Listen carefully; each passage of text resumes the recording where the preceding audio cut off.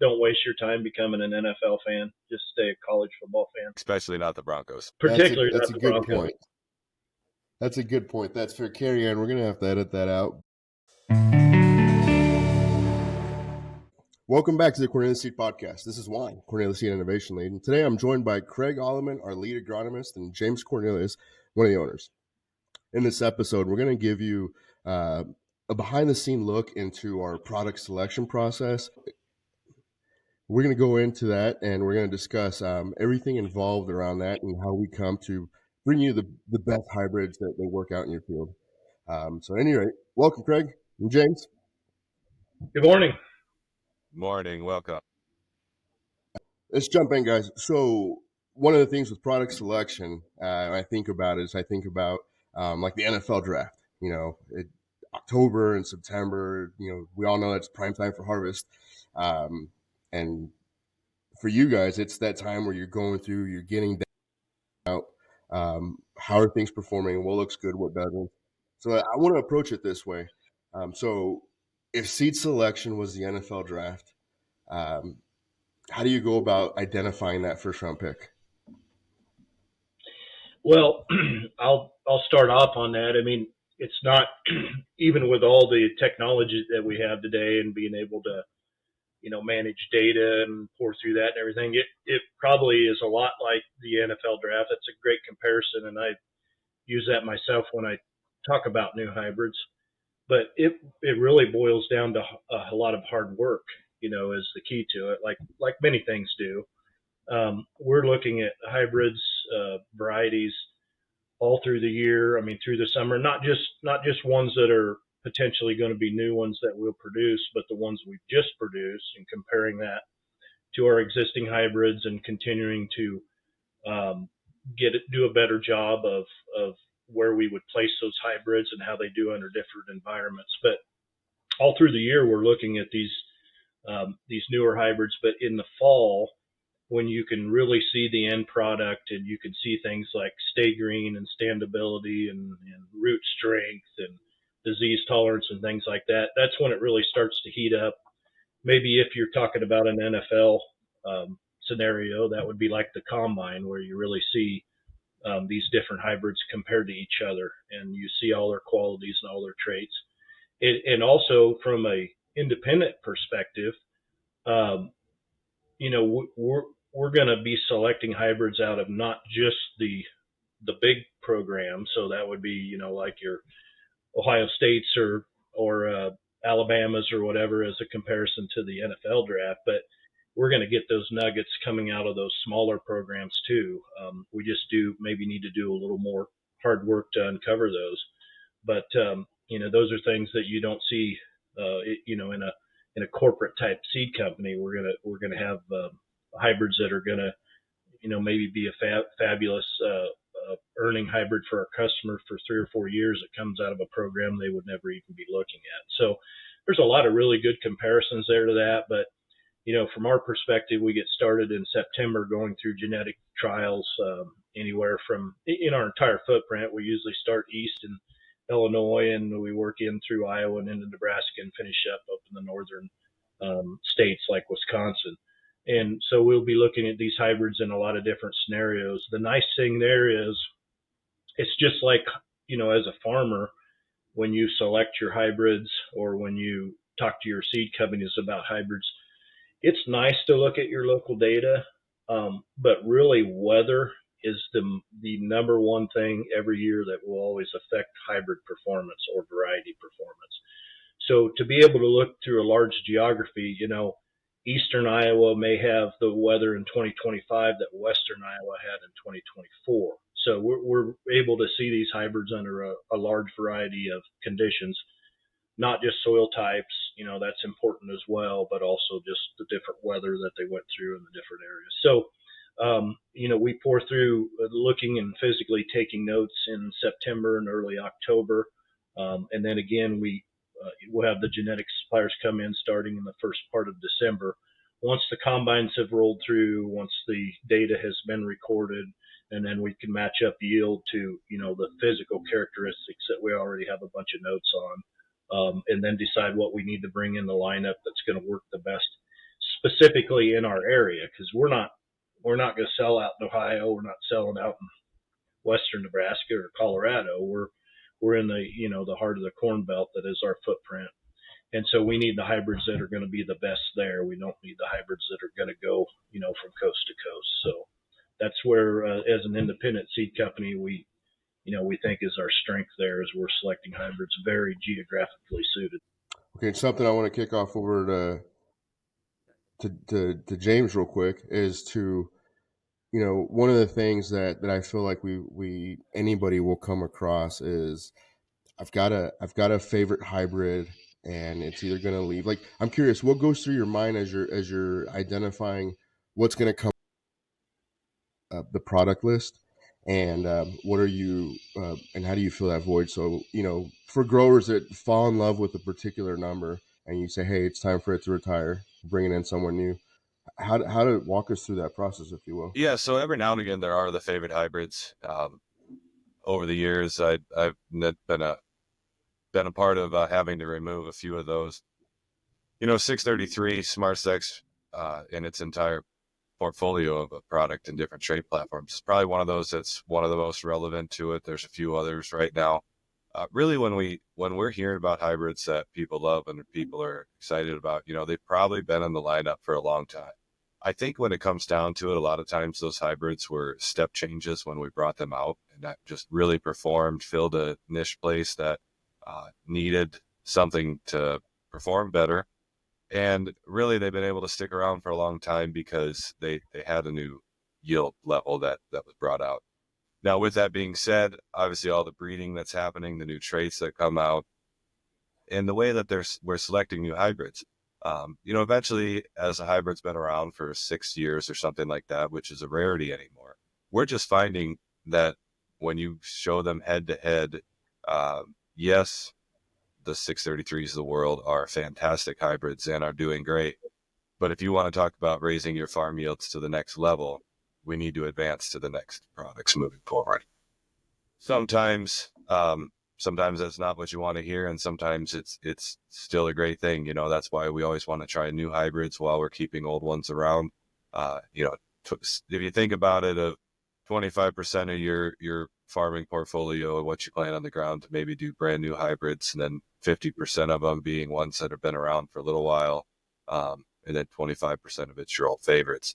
It's a great way to always diversify your farm entity and still get the new genetics with the top end yields at the same time. Yeah, we're it's a very competitive business, so we're very conscious, of keeping up on the cutting edge of yield. I mean, there's a lot of other things that go along with that. Standability, green snap tolerance, disease tolerance. So, we manage that as well. But we have to continue, to bring in new hybrids as the genetic yield increase happens. And that, the modern technology traits are great. I think the technology that's brought us, that's made the breeding programs quicker and more responsive and gave us a much quicker genetic gain or more impressive to me than the traits. And so because of that, I mean, we have to move fairly rapidly. And when you have a hybrid that has been in the lineup 4, 5, 6 years, that's pretty long in this day and age.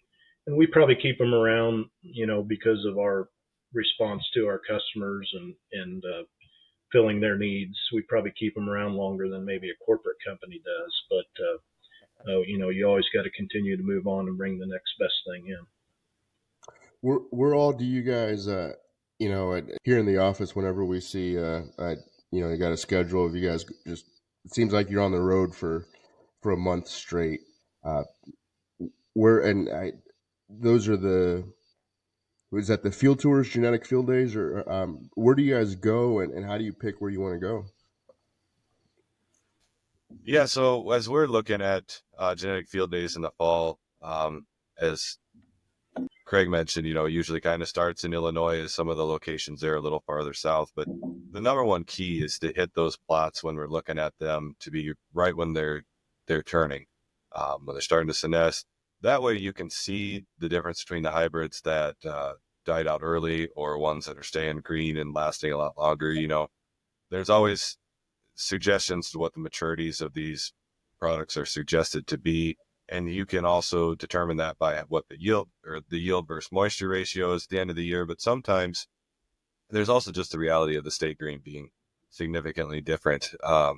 That's something to really pay attention to. And if all you did is go out there in late October and November and start to look at it, well, everything's brown and dead, and it's pretty hard to do get a real good understanding of what happened. Same to be said about when it's super green. We usually wait a little bit to go, but we do go out and look at corn earlier than that, obviously, with field days and whatnot for our growers to come look at the products. A lot of times those are before harvest starts, simply because once harvest starts, growers want to be in their own fields harvesting the grain. But as we look at these things, there's other unique points to why we go different areas. I mean, it's somewhat been said at times, well, we don't care what happens in Ohio, or we don't care what happens in Colorado. And that's probably not exactly true. Now, is it a big thing on, say, what the yields are in either of those places? Not necessarily, but we do pay attention to, say, what happens in western Nebraska as far as if we're trying to rate a hybrid for green snap tolerance or wind tolerance, how well it stands. Same with disease package as we go east. Out east, they're plagued with a lot more disease pressure on a regular basis than we do on an annual basis here in Illinois and Iowa, so in Wisconsin. So it really helps us understand, say, when we're trying to pick between the two hybrids, because, like as you said, when you have that combine in the NFL and every little statistic is right there side by side, same things going on. When we go to all these different genetic suppliers, and I mean, I think I totaled it up that there's about 8 or 9 corn suppliers that we evaluate products from, and it might even be moving to 10 now. But the reality is that doesn't mean that there's only 8 or 9 genetic pools that we're sourcing from. That could be twice that, 3 times that. Those suppliers are collecting those different genetic pools best and comparing them. But when we're trying to compare a product from one pool to another, sometimes that's fairly hard to do, and that's why it's very important to be able to go look at these products and know them better than that way we can extrapolate and figure out which one's going to be better. If you're just sitting there in the Bayer office and you're selecting for a national brand of theirs and you're just pulling out of your pool, it's kind of like that. You see all the data, compare all the products in your genetic pool, and it's more streamlined to figure it out. So we spend a lot more time trying to figure out and compare cross house which one's going to be better for our growers. That's that's something that I pride myself in being here. Really, just I know it's not unique to us, and other independent folks have the same approach. But knowing that our customers won't be pigeonholed right into one certain line or pool of things, and you guys are pulling in, bringing in everything else. That's obviously very helpful, very good for the grower. We live in the era of a bunch of seed choices, which is really good. And it could almost be like a dating show. And instead of handing out roses, right, folks are handing out yield data to you guys to appeal to see, what grabs your attention. So I'm kind of curious about that. When you guys are out there, what is that grabs your attention? Are you looking to fill a void when you're out there? Like you're like, hey, we want to find something in this trait package, in this maturity group. What are you assessing when you're looking for to replace an existing product or to bring in something new? Like whenever SmartStax Pro was launched, we were one of a couple of companies that came out with over 5 offerings for people, which is super cool. So I was just kind of curious, that obviously wowed you. What is it that you guys are assessing for both new and existing products? Yeah, well, all throughout the year, I mean, I spend a lot of time out in fields, all year long with customers, dealers, and our district sales managers. So I've kind of got my antenna up as we go through there as to what the product needs would be, holes that we may have, whether that's a maturity or whether that's maybe a trait package or just maybe even just characteristics of the hybrids and varieties themselves. But beyond that, we always, before we do our product selection, which we start that in December and really finish up by, mid to the third week in January, where we pretty well have it, nailed down as to what we're going to produce next year for new hybrids. But we do a pretty thorough job with our DSMs of having them get that information to us by district as to where they see product holes at, where they see needs, what we need to be comparing to, and things like that. And of course, they're getting that, extensively from their dealers and from just knowing their business well, which they do. So that's kind of the process that we use. So when we go into the product selection, and again, the 5 major companies that we're major genetic suppliers that we're looking at, and as James mentioned, some smaller ones, we've got a list of things that we're looking to fill. It might be a 101-day conventional hybrid, or it may be filling in those gaps in the Smart Stack Pro, since it's still a fairly new trade, or the Power Corn list products or something like that. So we will have needs that we're looking at. But when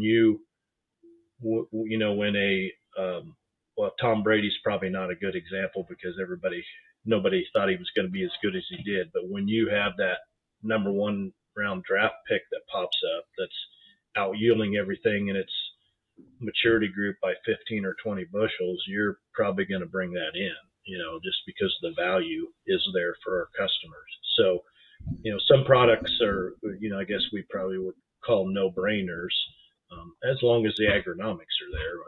We have products that we look at that are crazy high yielding and crazy poor on the agronomics, and that's the ones that we just pass on, because we can't be delivering a product like that out to our customers. So, but that's the process that we generally use, as we're doing the selection, and it boils down to listening to your customers. Bottom line, we get that information firsthand and through our dealers and through our DSMs. Yeah, I would double down on making sure that we're hearing as much as we can from our sales team, from our customer base, on what they want for a new hybrid, where they feel the holes are. I think sometimes, and Craig kind of alluded it to, one thing that they're not able to do is just, they don't have insight on what else is out there. And I think that's something that maybe to a SKU management fault we jump on.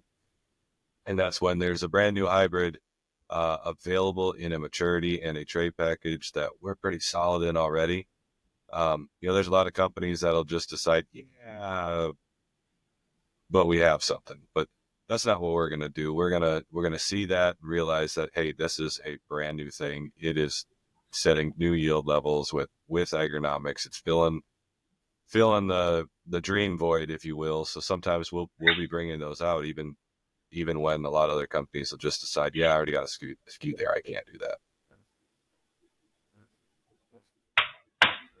Well, and something that came to mind as you guys were talking, and is that, whenever we're putting plots out there, every once in a while I'll see like an experimental SKU that you're sending out there.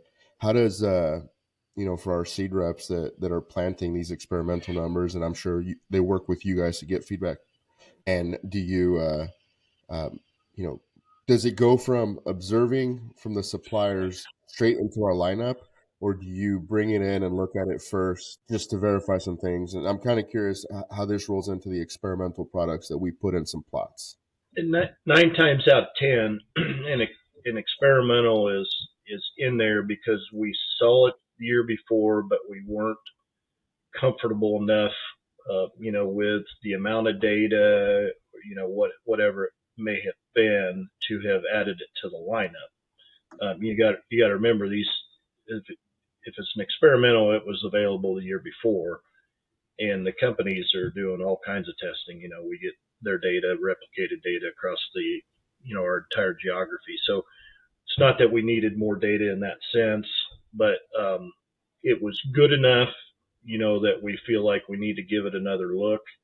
And so next year, the next following year, after we've tested it, we'll have their data, but we've also had it in our plots. We've seen it, come out of the ground through harvest. So we'll have extra notes on it. And, if the data looks good again next year, it just puts us that much further ahead placement and how it's done in our particular soils. And we'll put it in a lot stressier plots. We'll put it in continuous corn and clay and sand, things like that, we don't get a lot of that from the genetic suppliers. They're usually mostly pretty high productive plots that they're looking at. So it just gives us a jump start if we end up bringing it in the next year. Sometimes we don't. Sometimes it doesn't pan out as good as we thought it would the next year. But that's what we're doing with an experimental. We're kind of taking a look at it. We kind of do that on corn and soybeans both, obviously with the difference in production of soybeans versus seed corn production. It's more able on the soybean side that we can actually put some of these experimentals out there and then pilot a little bit of it on our own ground. So if all of a sudden, if there's one spot where we're pretty darn confident this should be on our lineup, but there's just one spot we need to see it more, like Craig alluded to, get it on some different soil types, get it in some different areas, compare it to our existing varieties and hybrids. Sometimes if it's coming from a genetic source that is either new or we only have a few hybrids coming out of that pool, we'd like to see it more on head-to-head against the other pools to know that. But we can launch it, and then all of a sudden, if there's on the corn side, if there's that ability to then have that in plots for 2 years, it just really sets the stage for having better confidence in selling it all year. Yeah, and I said 9 out of 10, so that other slot is probably, it's a good possibility we may have not had room for it. We may be heavy in that maturity, but it was just good enough to give it another look, because next year when we get through inventory, we may end up having another slot for it. But,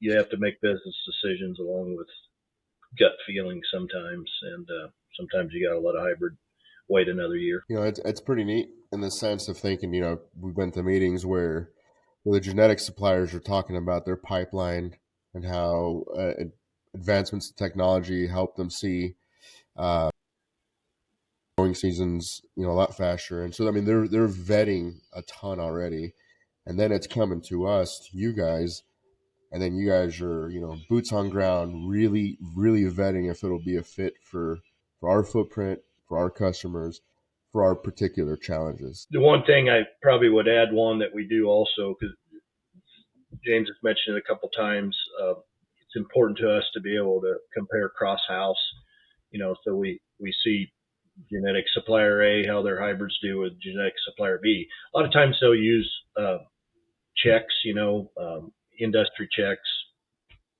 hybrids that are competitive hybrids that are doing well.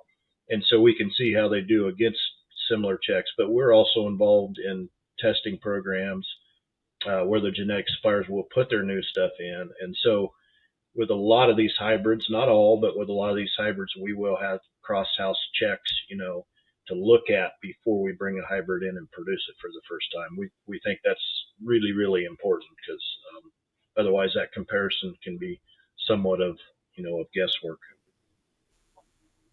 Yep. With that being said, we also have hybrids that because we go walk the fields more than others, because we know the data in certain pools and really spend a lot of time figuring it out, we do have the confidence in launching products right out of the gates when we have access to them. And what that does is just set us an entire year ahead of our competition sometimes in getting brand new genetics out. The reality is we're trying to get the best of all products and put them together. We sometimes need to negotiate better deals. Sometimes we don't. Again, it just cuts into our profit margins, but our goal is to provide the best entire package to the grower possible. And that's where we're at as far as that. We're really looking at some pretty exciting new things. The biological space, obviously we just got into Streamline Ag on our last podcast there, spent a lot of time talking about a few of those products. There's also other products that are seed applied technologies that we're really looking into to see what they can do in the more traditional, conventional, and traded products on top of the synthetic herbicides and fungicides or insecticides. But we're also trying to evaluate a few spots for our organic world. There's been trillions of dollars sent into this space, and there's still things out there that really are just little bit of feel good, maybe helps the plant, but there's starting to be some stuff that makes a tremendous difference. And if we can extend the control on those products by a longer time frame when we add them on top of the synthetic fungicides that put on our seed, or if we're sitting in an organic world where you can't use any of those synthetics and we're really throwing that seed out there naked, we can see some real good benefits here. So pretty excited about that, what's coming down that pipe, and that's where we go to evaluating stuff from everyone we can and seeing what we can put together. Fantastic. Thank you. I appreciate you covering the quality piece, because I know it's something when I'm having discussions with my brother-in-law, he's like, well, it's the same seed. It goes in the ground, it goes right, and maybe even usually hear it more on the soybean side of the world with him. But it's a huge misconception of it's all the same. I think the biggest piece that folks probably easy to overlook is how much impact that seed quality, the handling, the process of getting it from the field to the bag makes in giving you a seed that can maximize its potential. So kind of moving on to one thing, Juan, there that kind of popped in my head, if you're going to buy a $250,000 planter, or in other cases spend, on the upwards of $2,000 a row just on some upgrades, because you're adding the new John Deere stuff, the new precision ag, the new whatever you want to call it, so that way you get that picket fence.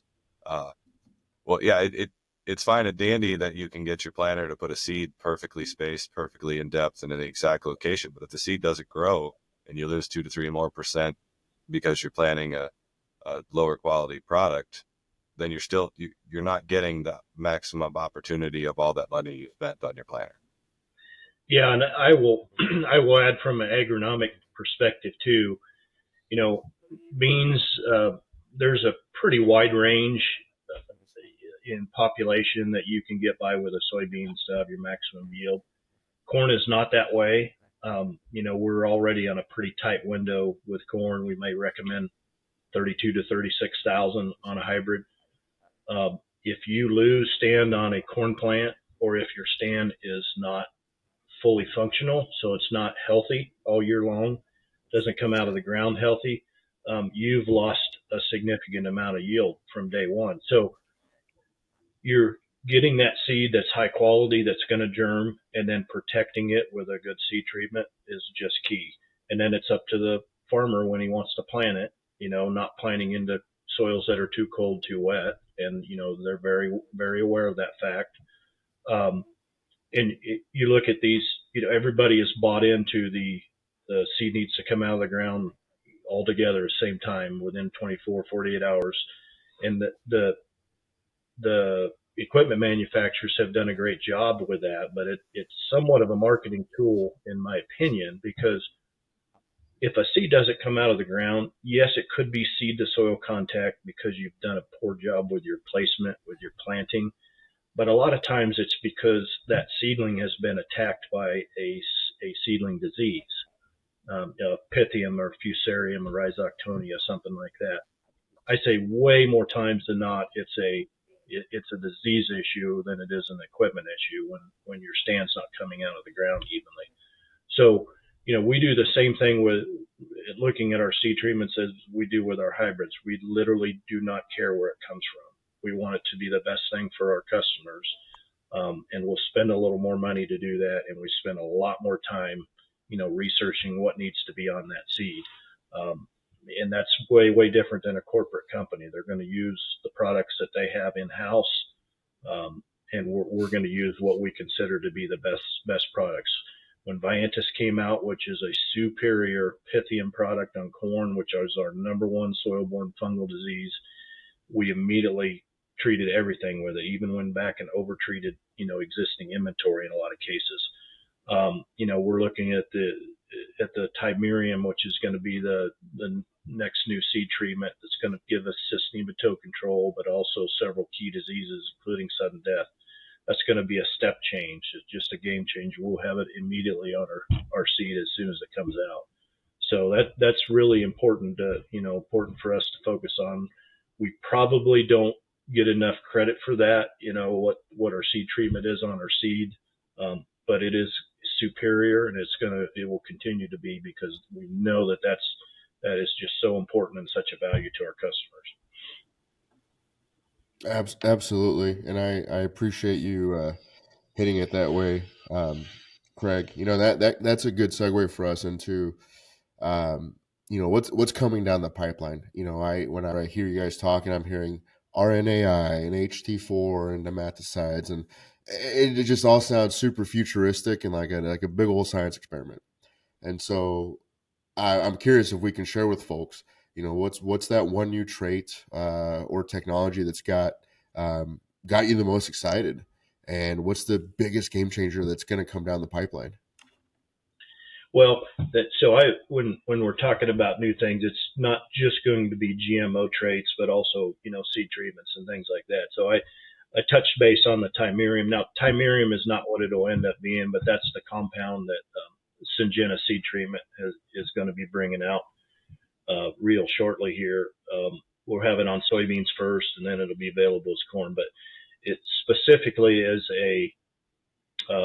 it is specifically going to be a nematicide. That's what they went after when they developed it. It's an SDHI family of chemistry. So if you think about that, that's our real long-lasting fungicides that we have. That's the same, they're SDHI family of chemistry too. It's going to be a new nematicide that, we've got some nematicides on the marketplace. We've had some hard chemistry nematicides. We've had some biologicals. This is going to be a hard chemistry product that specifically was developed as a nematicide. As far as I know, it gets every nematode that we deal with in the corn and bean world.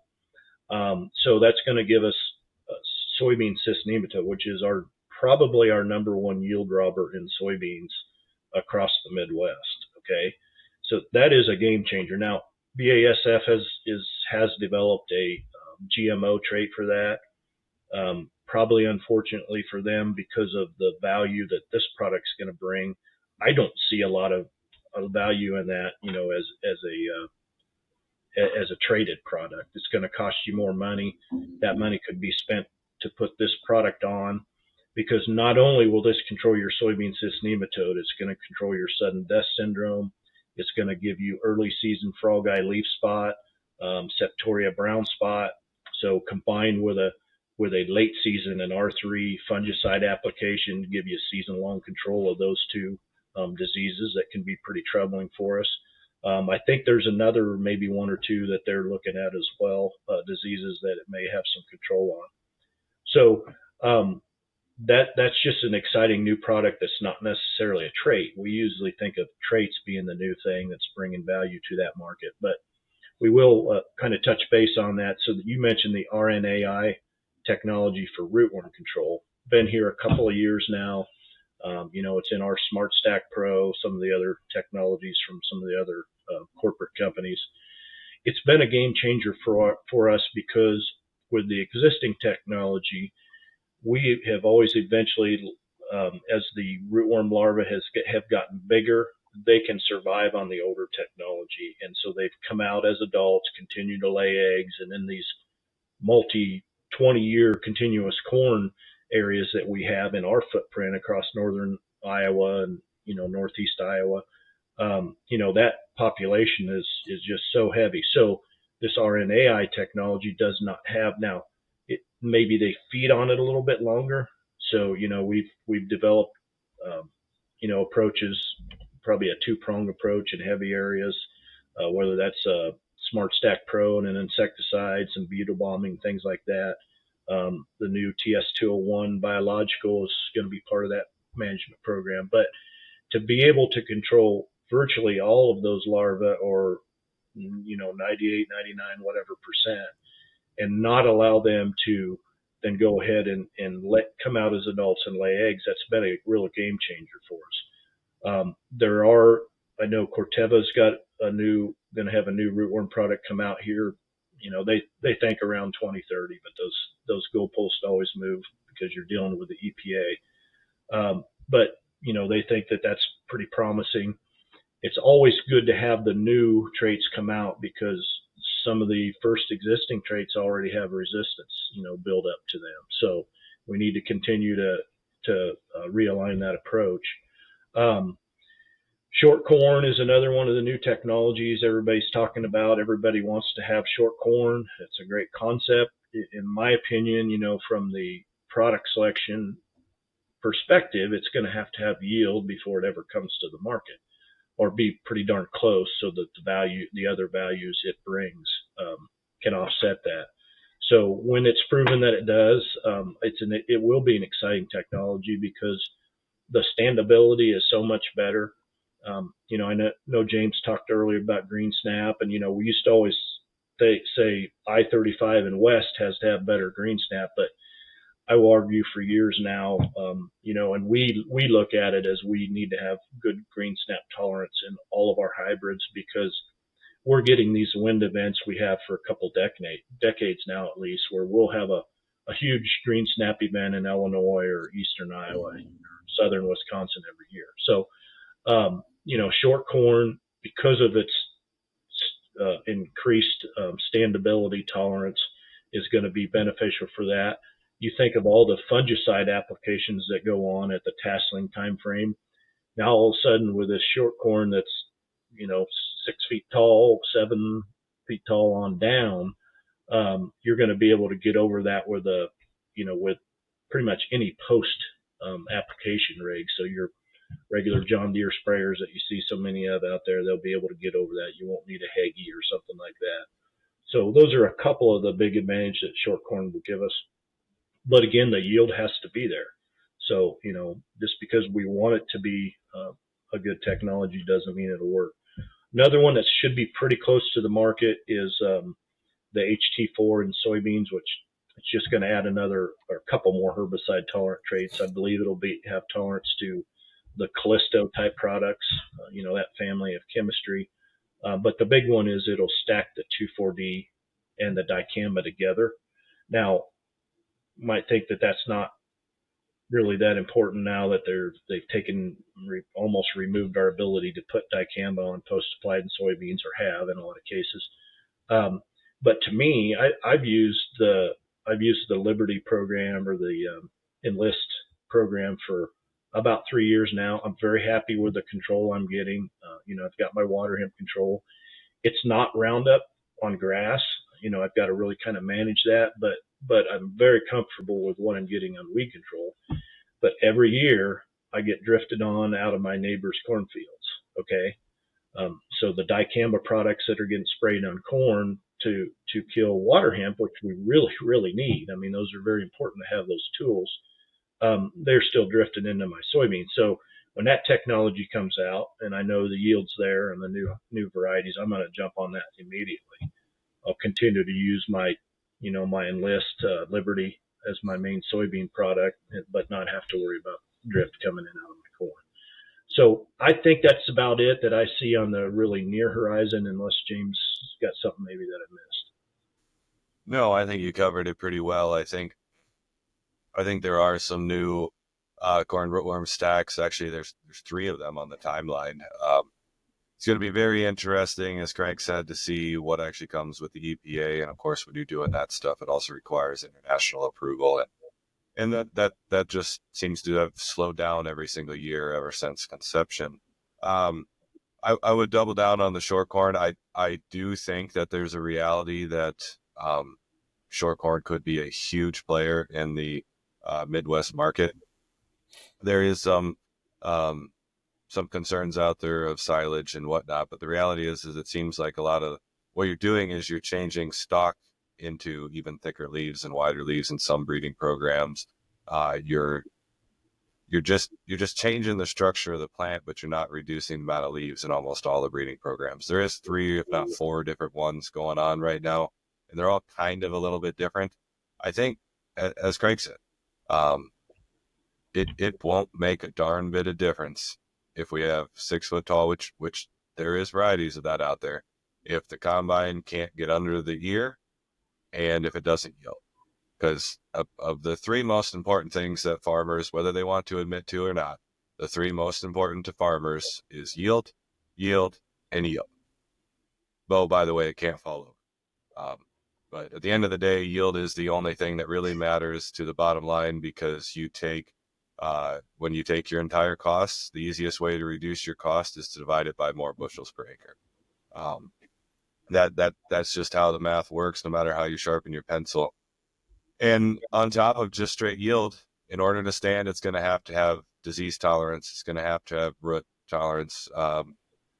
When we're looking at currently hybrids that we're evaluating, as we're walking through those plots and pre-commercial plots and stuff like that, if you go just a range or two over sometimes, which I've done or whatnot, I go out and then all of a sudden all the corn's 4 foot shorter.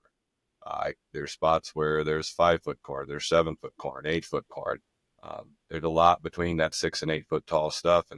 And just when you think of how much smaller of a kite that will be, and when I graduated college, duratio was a pretty unique word. Anymore, it seems like we get at least 2 a year in Iowa. It's getting pretty crazy. So anything we could do to do that. And I would agree on the HT4 situation.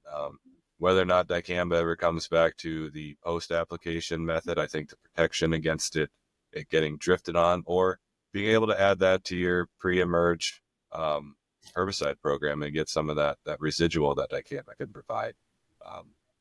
Pretty excited about that. There's also HT56, multiple different versions of herbicide tolerances in the pipeline for multiple trait suppliers. So we're pretty excited about that. But yeah, with that, pretty excited about what's coming in the future. Even more excited about we're going to be launching, as Craig said, the end of the month here. We've basically all but wrapped up what we're looking at bringing forward to our new corn and soybean varieties here, and we'll internally announce that first. But then we'll start getting that stuff put out there as we start selecting where the plot seed goes to our different dealers, seed reps. So. Well, I appreciate that, and definitely excited for those things that you guys mentioned coming down. What do you guys think timeline for something like that is realistic for a grower, like with HT4 trait and soybeans? Ironically, I think all these traits are stacking up 27, 28, 29, 30. The end of this decade should have another round. But as you said, with forward-looking statements, today's political environment and corporate giant environment, a lot can change in a very short amount of time. So I don't think that means it will ever speed up, but there's things that can make it come to a screeching halt. And that's what we need to not have happen, because we need these technologies coming forward.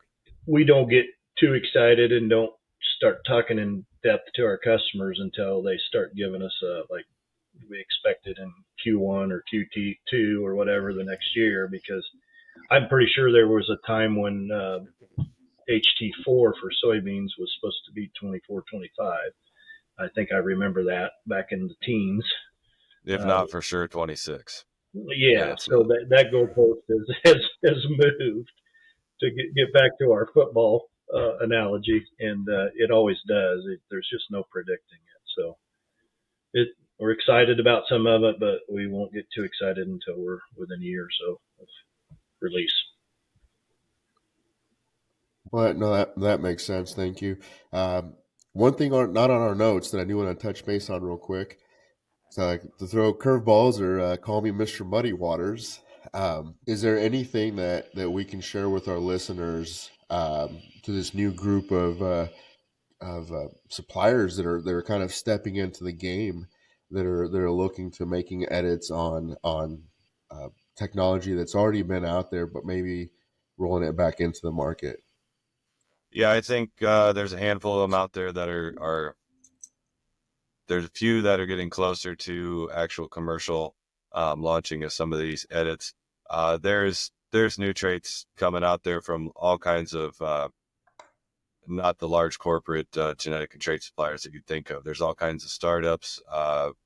We've been in contact with one company that's actually, they are integrating a trait that actually at a infrared level changes the hue of the soybean plant, which then due to different stressors, whether it be nutrient deficiency, whether it be different types of infection from disease or insects or whatnot, that it's actually just barely changing in the infrared scale the color of the plant, which then satellites and and other telemetry can pick that up.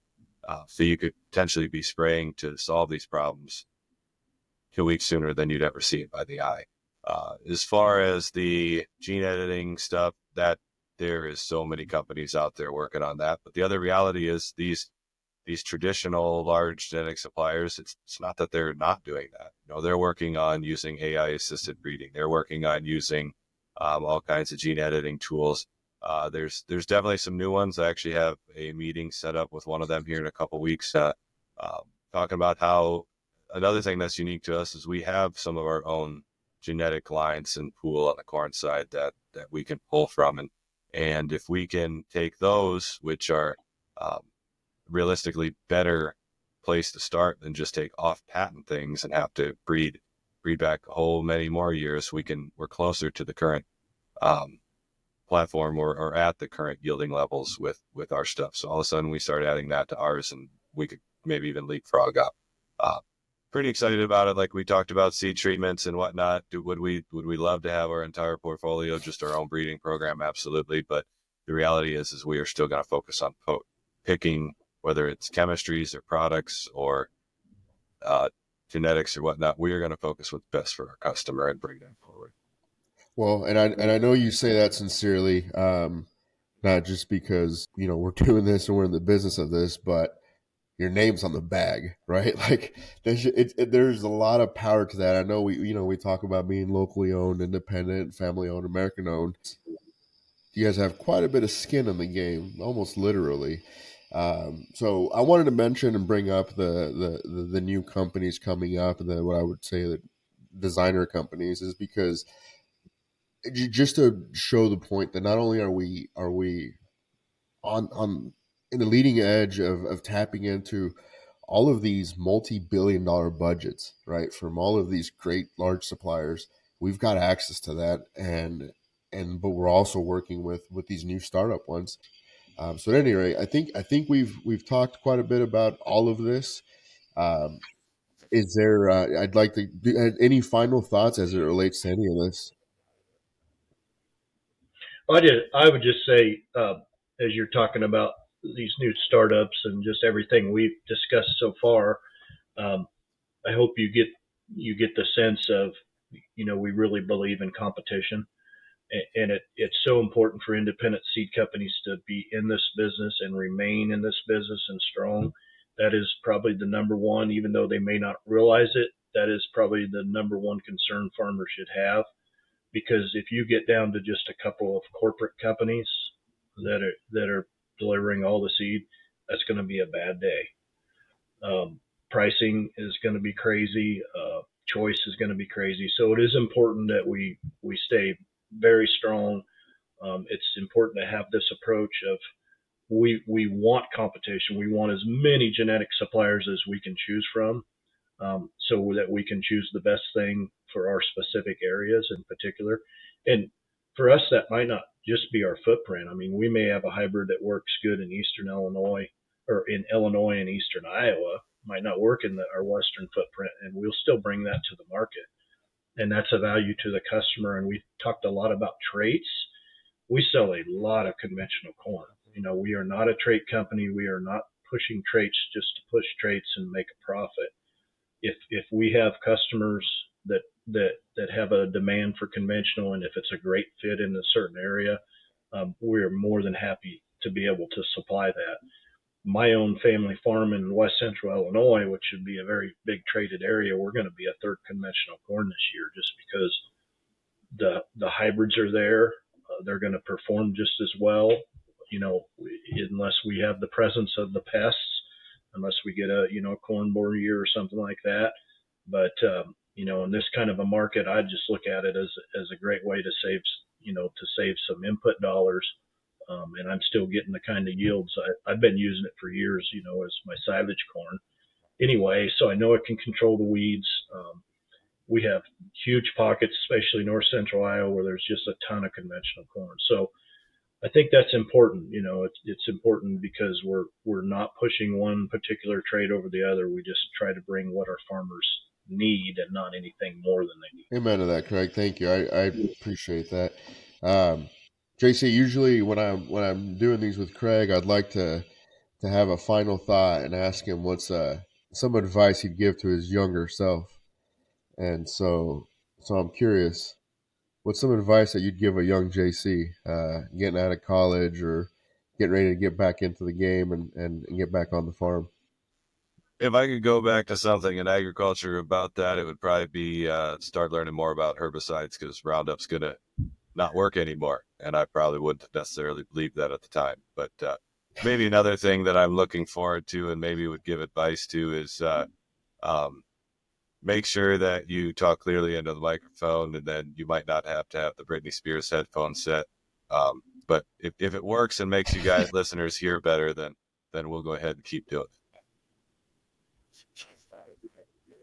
It's a good point. It's a good look, though, too, honestly. I'm not going to lie. I'm a little jealous.